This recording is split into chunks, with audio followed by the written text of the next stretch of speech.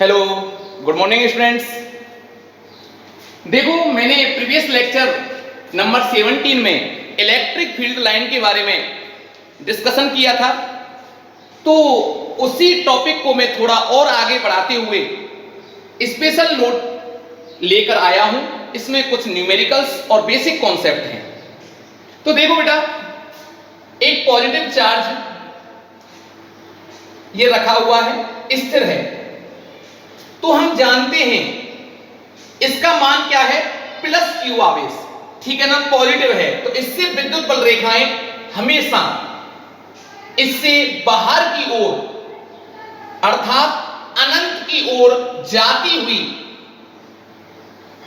अपन को महसूस होंगी। तो ये अनंत की ओर जा रही है। इस पर मेरे दो पॉइंट, एक P और एक Q है, ठीक। तो आपको यह बताना है कि इनमें से कौन से पॉइंट पर विद्युत क्षेत्र मैक्सिमम होगा। तो बेटा, धन आवेश के पास में, अच्छा, जैसे जैसे हम जानते हैं ना, E बराबर हमने निकाला था पॉइंट चार्ज की वजह से। E बराबर विद्युत क्षेत्र की वैल्यू जो निकाली थी, E बराबर कितनी आई थी, KQ upon R square, right. ये कांस्टेंट वैल्यू मान लें। Q आवेश निश्चित परिमाण का है, K कांस्टेंट नियतांक है, तो E समानुपाती 1/r स्क्वायर। तो दूरी के साथ क्या रिलेशन आता है विद्युत क्षेत्र का, कि दूरी आपकी कम होती है तो विद्युत क्षेत्र का मान बढ़ता है। तो बेटा, प्लस Q आवेश से कौन से पॉइंट की दूरी कम है, P की दूरी कम है, Q की दूरी ज्यादा है, तो P पर विद्युत क्षेत्र अधिक होगा, Q पर विद्युत क्षेत्र कम होगा। इसके कंपेयर में तो मैं लिख सकता हूं EP is greater than EQ, right. कोई प्रॉब्लम नहीं है। क्लियर हो गया। नेक्स्ट क्वेश्चन ध्यान से समझना, छोटे छोटे कॉन्सेप्ट हैं ये। विद्युत बल रेखा, विद्युत बल रेखाओं की संख्या, रेखाओं की संख्या आवेश के समानुपाती होती है, आवेश के समानुपाती होती है। इसका मीन्स क्या है, विद्युत बल रेखाओं की संख्या। देखो बेटा, ये कोई चार्ज दे रखे हैं, प्लस Q चार्ज है, ठीक, और ये मेरा माइनस Q चार्ज है। इसको मैं Q2 लिख देता हूं, इसको Q1 लिख देता हूं।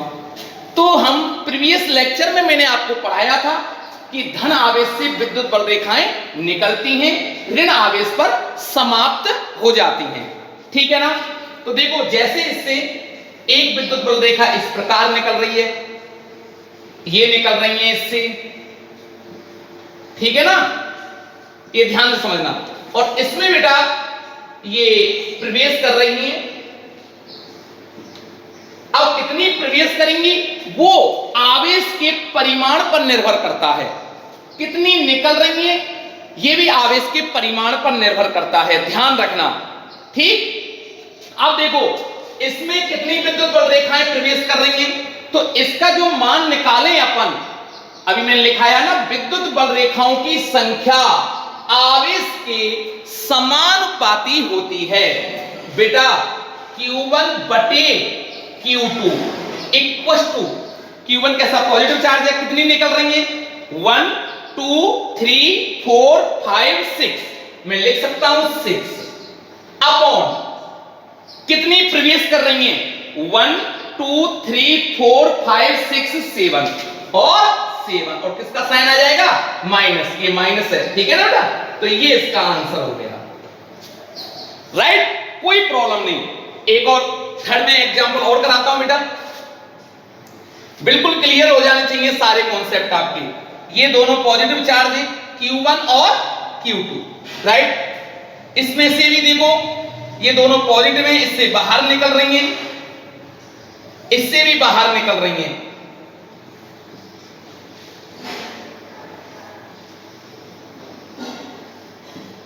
ठीक है बेटा। अब सुनो, अब क्या फॉर्मूला होगा बताओ, संख्या कैसे निकालनी है, इसका आवेश का परिमाण कैसे निकालें। तो सीधी सी बात है, क्या होगा बेटा, Q1, इधर देखें बिल्कुल क्लियर दिख रहा है, साफ दिख रहा होगा, Q1 upon Q2 equal to, तो देखो बेटा दोनों पॉजिटिव है तो पॉजिटिव का साइन आएगा। इससे देखो कितने निकल रही है, काउंटिंग तो जानते हो सभी, 1 2 3 4 5 5, राइट। इससे देखो 1 2 3 4 5 6 7, तो 5/7 ये हो गया। दैट इज क्लियर, कोई प्रॉब्लम नहीं, क्लियर है ना। नोट करें, इसी के साथ देखो फोर्थ एग्जांपल, सीबीएसई में एक क्वेश्चन पूछ लिया गया था, 3 चार्ज दे रखे हैं, Q1 और ये Q2 और एक Q3, ठीक है ना। इन तीनों आवेशों के कारण अपन को विद्युत बल रेखाएं बनानी है, तो आसानी से ड्रॉ कर सकते हैं अपन, आसानी से बना सकते हैं। तो ये कौन से, देखो सबसे पहले आपको क्या देखना है, इनका नेचर देखना है, नेचर कैसा है, पॉजिटिव है कि नेगेटिव। तीनों का नेचर है पॉजिटिव, तो पॉजिटिव के कारण बेटा ये कहां निकलेंगी, हमारी बाहर निकलेंगी, ऐसे इसके कारण।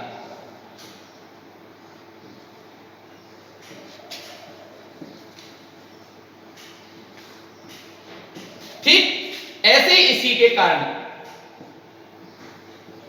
फैलेंगी, सिकुड़नी नहीं है, बिल्कुल फैल रही है, ठीक है ना।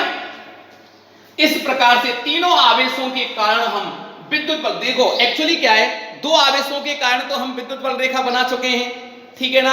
अगर पूछ ले एक साथ 3 चार्ज रखे हैं तो बताओ विद्युत बल रेखाएं कैसे बना पाओगे आप, इस प्रकार से आपको विद्युत बल रेखाएं बनानी है। क्लियर, नोट करें।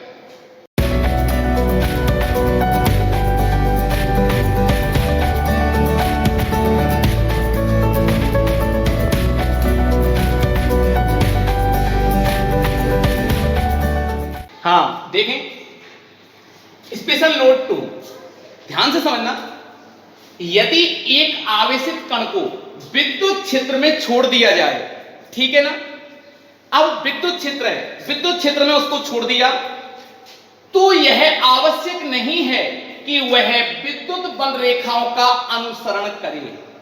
ध्यान रखना, जब मैं आवेश को विद्युत क्षेत्र में छोड़ रहा हूं तो वो 2 प्रकार से गति करता है, ठीक है ना। कैसे कैसे गति कर सकता है, वो दोनों केस में बिल्कुल क्लियर कर देता हूं कि जब देखो विद्युत बल और, या विद्युत बल कह लो या त्वरण कह लो, क्यों, F बराबर ma, जहां विद्युत बल F बराबर ma बराबर क्या हो गया, QE, राइट। ये मैं आपको बता चुका हूं, और देख लीजिएगा F बराबर ma और ma बराबर क्या हो गया बेटा, QE। जहां त्वरण होगा वहां बल भी उपलब्ध होगा। तो देखो जहां वेग बल दोनों एक ही दिशा में हैं, तो हमारी विद्युत बल रेखा जो बनेगी वो कैसी होगी, स्ट्रेट होगी, या विद्युत बल रेखा कैसी हो सकती है, हमारी कर्व में हो सकती है, ठीक है ना। 2 रूप धारण ले सकती है हमारी विद्युत बल रेखा। तो दोनों मैंने क्लियर कर दिए हैं, बहुत प्रबल कॉन्सेप्ट है। यदि विद्युत बल रेखा आपकी कर्व लाइन के रूप में है, कर्व मींस वक्र रेखा के रूप में है, तो बल एवं वेग की दिशा अलग अलग हो सकती है, ठीक है ना बेटा।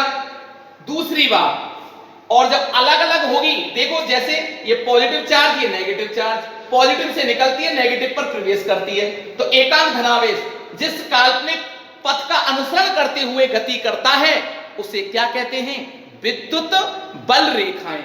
तो ध्यान रखना बेटा, तो कर्व लाइन में है तो विद्युत बल और वेग की डायरेक्शन कैसे हो सकती है, अलग अलग हो सकती है, और जब अलग अलग होगी तो वो स्ट्रेट लाइन में विद्युत बल रेखा नहीं हो सकती। 100% किस में होगी, कर्व लाइन में होगी, वक्र लाइन में होगी। Clear concept. तो स्ट्रेट लाइन में विद्युत बल रेखा कब बनती है हमारी, स्ट्रेट लाइन या सीधी रेखा में जरूर बल एवं वेग की दिशा कैसी होगी, एक ही डायरेक्शन में होगी। और जब दोनों एक ही डायरेक्शन में होंगे तो वेग या त्वरण कह लो या बल कह लो, एक ही डायरेक्शन में होंगे दोनों, तो वो सीधी रेखा में विद्युत बल रेखा मेरी बनेगी। राइट, कोई डाउट नहीं होना चाहिए, बहुत अच्छा कॉन्सेप्ट है।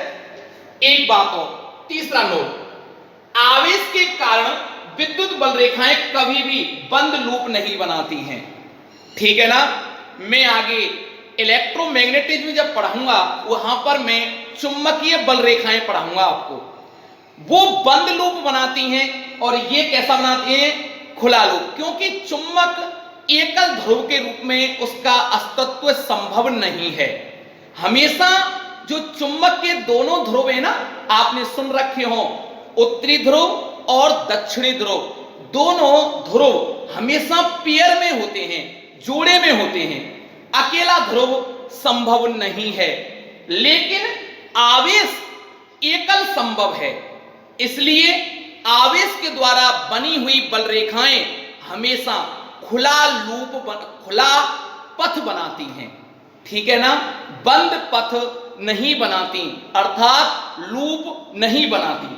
देखो मैंने लिख दिया है, आवेश के कारण विद्युत बल रेखाएं कभी भी बंद लूप नहीं बनाती हैं, क्योंकि एकल आवेश का अस्तित्व होता है। राइट,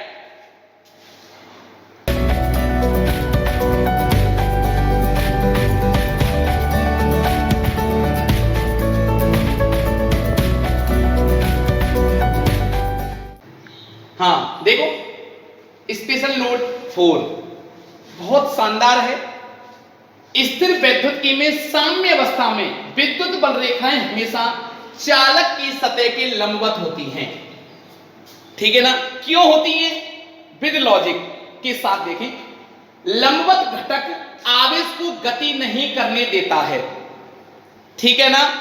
जैसे समझना इस लाइन का मीन्स, कोई एक चालक है और उस चालक के अंदर हम जानते हैं मुक्त इलेक्ट्रॉन होते हैं, आवेश होता है, वो स्वतः गति नहीं करेगा जब तक उस पर कोई विभवांतर आरोपित ना किया जाए, ठीक है ना। विभवांतर आरोपित ना किया जाए, विभवांतर क्या होता है मैं पढ़ाऊंगा आपको, ठीक है ना। तो देखो इसमें मुक्त इलेक्ट्रॉन आवेश हैं, तो उस पर विद्युत क्षेत्र की जो डायरेक्शन होती है वो उसके कैसे होती है, कैसी होती है, लंबवत होती है। ध्यान रखना ये हमेशा, ठीक है ना। आवेश को गति नहीं करने देता है, कौन सा घटक, लंबवत घटक। जबकि किसी कोण पर निकलने वाला परिणामी विद्युत क्षेत्र का घटक आवेश को गति करा देता है। अगर मैं किसी इसको, जैसे ये कोई चालक है और इसको मैं किसी एंगल पर विद्युत क्षेत्र को दर्शाऊं, तो ये मान लो इस पर स्पर्श रेखा खींचे, ये थीटा कोण बना रहा है, इसके घटक करूं तो आवेश 100% क्या हो जाएगा, गति करने लग जाएगा, जो कि संभव नहीं है, ठीक है बेटा। तो किसी कोण पर निकलने वाला परिणामी विद्युत क्षेत्र का घटक आवेश को गति करा देता है, इसलिए विद्युत क्षेत्र की दिशा चालक पृष्ठ के कैसे होती है, लंबवत, किसी कोण पर नहीं होती। तो ये ध्यान रखना, आगे भी मैं इस पर ज्यादा से ज्यादा डिस्कस करूंगा इस टॉपिक पर। देखो ये चालक पृष्ठ है, ठीक है ना, इस पर जो विद्युत क्षेत्र की डायरेक्शन जो दर्शा रखी है मैंने, वो कैसे दर्शा रखी है, चालक पृष्ठ के लंबवत, ये ध्यान रखना। दूसरा, पहला ये हो गया, दूसरा देखें तो कैसे होगी, हमेशा उसके लंबवत होती है, ठीक है ना, ध्यान रखना, ये नोट कर लें। और आपका अब विशेष टॉपिक स्टार्ट होने वाला है जो बोर्ड एग्जाम के लिए बेहद इंपॉर्टेंट है, बहुत ही इंपॉर्टेंट होता है, ठीक है ना, और वो है इलेक्ट्रिक डाइपोल। ठीक, नोट करें, विद्युत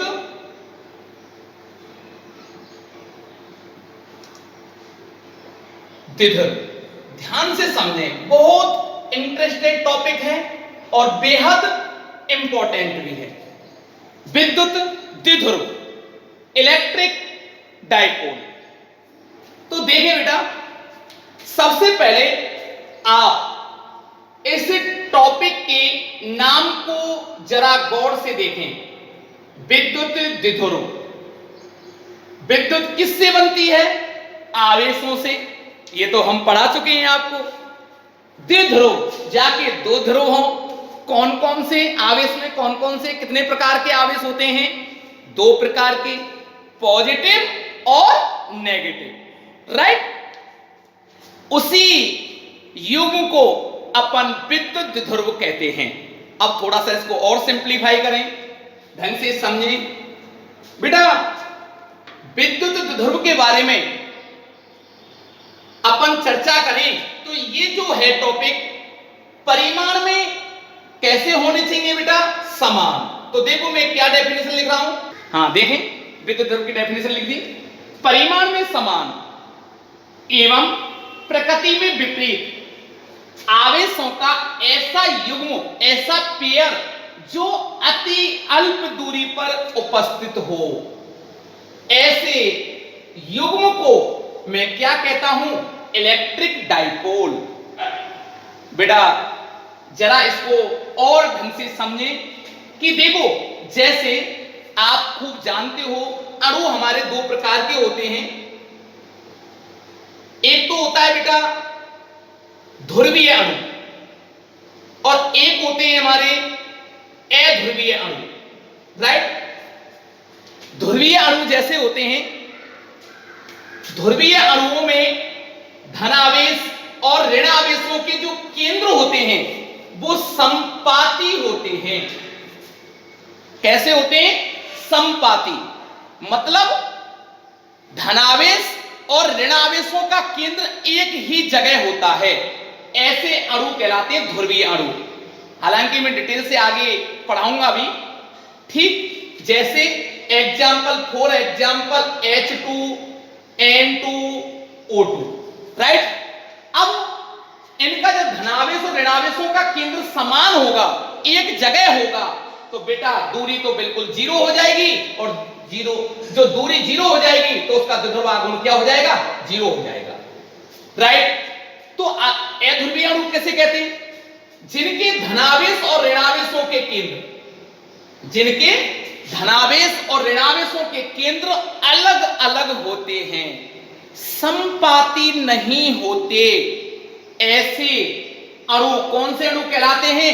अध्रुवीय अणु। जिनकी हम बात करें जैसे HCl, NaCl आदि, राइट। अब देखो जरा इसको देखें आप, HCl और NaCl की स्ट्रक्चर में बनाऊं, जैसे H ये धनायन और ये क्या है बेटा? ऋणायन, ठीक है ना। ये H और ये Cl, ये प्लस और ये नेगेटिव। तो इनके धनायन और ऋणायनों के बीच में गैप है, दूरी है, लेकिन वो दूरी कैसी है? अति अल्प है। दूरी विकसित तो हो रही है, इसलिए ये किसकी तरह व्यवहार करेगा? विद्युत द्विध्रुव की तरह व्यवहार करेगा। ऐसे ही मैं बात करूं NaCl की, ये प्लस और ये माइनस, ठीक। तो देखो Na प्लस और ये Cl, तो बीच में इनकी दूरी देखो, धनावेश और ऋणावेशों के बीच में डिस्टेंस है ना, इसलिए ये क्या होगा? विद्युत द्विध्रुव होगा, अर्थात ये अध्रुवीय अणु हैं। तो अध्रुवीय अणुओं में विद्युत द्विध्रुव आघूर्ण विकसित होता है पहले से, राइट। कोई प्रॉब्लम नहीं होनी चाहिए, ठीक है ना बेटा। अब इसी के साथ जो इंपॉर्टेंट टॉपिक है जो राजस्थान बोर्ड में पूछा जाता है जिस नाम से, वो है विद्युत द्विध्रुव आघूर्ण, राइट।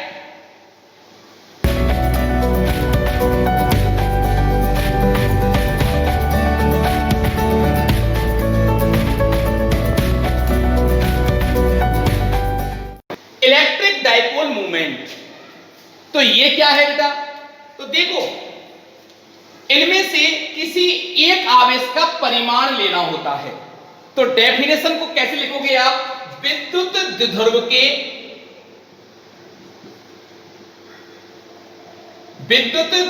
के किसी एक आवेश का परिमाण एवं उनकी बीच के विस्थापन के गुणनफल को, अच्छा देखो ध्यान रखना, मैं यहां पे दूरी भी लिख सकता हूं। ये मैं जो डेफिनेशन लिख रहा हूं ना, एक वेक्टर फॉर्म को मानते हुए, क्योंकि विद्युत ध्रुव आघूर्ण है ना, इसका जो रिप्रेजेंटेशन जिसको करते हैं वो पी से करते हैं, पी वेक्टर। इसका मतलब क्या हुआ, विद्युत ध्रुव आघूर्ण मेरी सदिश राशि है। कैसी राशि है, सदिश। और सदिश राशि में अभी मैं आगे फॉर्मूला भी लिखूंगा ना, तब आपको ये विजुअलाइज होगा कि विस्थापन सर ने क्यों लिखा है। अगर आप इसको दूरी भी लिख दोगे ना तो भी गलत नहीं होगा। इस जगह उनके बीच के विस्थापन के गुणनफल को विद्युत द्विध्रुव आघूर्ण कहते हैं, आघूर्ण कहते हैं। ठीक, अब देखो जैसे ये कैसी राशि है बताओ, ये सदिश राशि है, ये सदिश राशि है। इसको मैं आपको रिप्रेजेंट करूं जैसे HCl NaCl, राइट। तो विद्युत ध्रुव के किसी एक आवेश का परिमाण लेना है, तो मैंने पहले ले लिया नेगेटिव आवेश, कोई सा भी ले लो, और ये पॉजिटिव आवेश ले लिया। ठीक, ये नेगेटिव माइनस क्यू और ये क्या हो गया बेटा, प्लस क्यू। इन दोनों आवेशों के बीच की डिस्टेंस जो है 2L ले लो चाहे 2A ले लो, कुछ भी ले लो। ये मैंने 2A क्यों लिया है, ये 2A ना D के बराबर ही है, D, कोई फर्क नहीं पड़ता। 2A क्यों लिया है ये मैं अभी बताऊंगा। बीच की डिस्टेंस क्या होगी, 2A होगी बेटा, ये इसका मध्य बिंदु है O, ठीक है ना। तो इसका फॉर्मूला क्या बनता है, डेफिनेशन से, परिभाषा से, P बराबर Q इंटू, या तो D लिख दो या 2A लिख दो, QD, राइट। ये इसका फॉर्मूला बन गया हमारा। तो विद्युत ध्रुव के किसी एक आवेश का परिमाण और दोनों आवेशों के मध्य के विस्थापन के गुणनफल को विद्युत ध्रुव आघूर्ण कहते हैं। ये सदिश राशि है, तो इसको वेक्टर फॉर्म में लिखूं मैं, सदिश रूप में, तो क्या लिखूंगा, P vector equals to Q और D वेक्टर, राइट। इस प्रकार से मैं लिख सकता हूं। अच्छा, जब ये सदिश राशि है तो इसकी डायरेक्शन भी होगी, ठीक है ना। तो इसकी जो दिशा होती है ना, वो नेगेटिव चार्ज से किधर की ओर होती है, पॉजिटिव चार्ज की ओर। इसका मतलब क्या, ध्यान रखना, इसकी जो दिशा होती है ना, वो किधर से किधर को होती है, -Q से +Q की ओर। तो ध्यान रखना, इसका मीन्स समझो। यहां पर जो नेगेटिव आवेश है, अच्छा अब आप कहोगे सर आपने तो ये बताई थी जो डायरेक्शन होती है हमेशा मैक्सिमम से किधर की होती है, कम की ओर होती है, ठीक है ना। तो यहां पे इसकी डायरेक्शन को ध्यान रखना है, -Q आवेश से किधर की ओर होती है बेटा, पॉजिटिव आवेश की ओर होती है। ये क्लियर हो गया। इसका मात्रक देखें आप, कूलाम इंटू मीटर, ये cm नहीं है, सेंटीमीटर कहीं समझे, कूलाम इंटू मीटर है। आप यूं भी लिख सकते हो इसको, कूलाम इंटू मीटर। ये बिल्कुल क्लियर कॉन्सेप्ट है आपका, ठीक है ना बेटा। इसकी विमा देखें आप, तो देखो मैंने आपको 5 मात्रक और विमाएं ऐसे लिखाई थी कि इनको आप लर्न कर लेना, तो आप पूरी फिजिक्स में 12th क्लास की में जितने भी मात्रक और विमाएं हैं वो आप आसानी से कर सकते हो। तो देखो बेटा, कूलाम की आवेश का मात्रक है A1 T1 लिखाई थी, कूलाम इंटू मीटर L1। तो इसको एक साथ लिखें, M है नहीं, आप लिखें तो लिख दो, नहीं भी लिखें तो आप यूं भी लिख सकते हो M0। L है, T है और A है, ये इसका विमीय सूत्र हो गया या विमा हो गई, राइट। एक बड़ा मात्रक और होता है इसका, वो है आपकी डिवाई, ठीक है ना। एक बड़ा मात्रक है किसका, विद्युत ध्रुव आघूर्ण का, और एक डिवाई बराबर 3.3 इंटू 10 की पावर -30 कूलाम इंटू मीटर इसकी वैल्यू होती है, ठीक, ये नोट करें। अच्छा, एक इंपॉर्टेंट बात समझे यहां पे कि देखो, विद्युत ध्रुव आघूर्ण के लिए विद्युत ध्रुव की पहले डेफिनेशन बताई तो मैंने क्या बोला था कि समान परिमाण और प्रकृति में विपरीत हो और अति अल्प दूरी पर हो। तो कहने का पर्पज यह है कि आवेशों का परिमाण ज्यादा से ज्यादा हो और बीच की जो डिस्टेंस है वो कम से कम होनी चाहिए। मतलब आवेश का मान ज्यादा से ज्यादा हो और बेटा जो डिस्टेंस है इनके बीच की वो कम से कम हो। ऐसा द्विध्रुव आघूर्ण एक आदर्श द्विध्रुव आघूर्ण कहलाता है। तो यहां पर मैं बात करूं आइडियल इलेक्ट्रिक मूवमेंट की, इलेक्ट्रिक डाइपोल मूवमेंट की, आदर्श विद्युत द्विध्रुव आघूर्ण, वेरी वेरी मोस्ट है, शॉर्ट आंसर टाइप क्वेश्चनों में ये क्वेश्चन भी दे रखा है। तो क्या होगा बेटा, आवेश का परिमाण द्विध्रुव आघूर्ण कब मैक्सिमम होगा, आवेश का परिमाण कैसा हो, मैक्सिमम, और डिस्टेंस कैसी हो, कम से कम हो। तो बेटा आवेश का परिमाण मैक्सिमम कितने से कितना हो सकता है, अनंत, ठीक है ना, और डिस्टेंस जीरो, जीरो नहीं है, जीरो की ओर अग्रसर है, ठीक है ना, इसका मीन्स ये होता है। तो आवेश का परिमाण अनंत हो, दूरी मिनिमम से मिनिमम हो, ऐसा द्विध्रुव आघूर्ण आदर्श द्विध्रुव आघूर्ण कहलाता है। ठीक बेटा, क्लियर, कोई डाउट नहीं है। अब सुने ध्यान से, जो हम आगे चर्चा करने वाले हैं, एक अक्ष और एक निरक्ष, ये शब्द दो आएंगे अभी हमारे काम में। तो अक्ष क्या होता है, ये दो आवेश हैं, एक नेगेटिव आवेश और एक पॉजिटिव आवेश। तो इन दोनों आवेशों को मिलाने वाली जो रेखा होगी या इन दोनों आवेशों के केंद्र से होकर गुजरने वाली जो रेखा होगी ये कहलाती है हमारी अक्ष। ठीक है बेटा, तो दोनों आवेशों को मिलाने वाली रेखा क्या कहलाती है बेटा, अक्ष। तो हम नेक्स्ट लेक्चर में हम पढ़ाने वाले हैं आपको कि अक्ष पर विद्युत क्षेत्र की तीव्रता ज्ञात करें, ठीक है ना बेटा।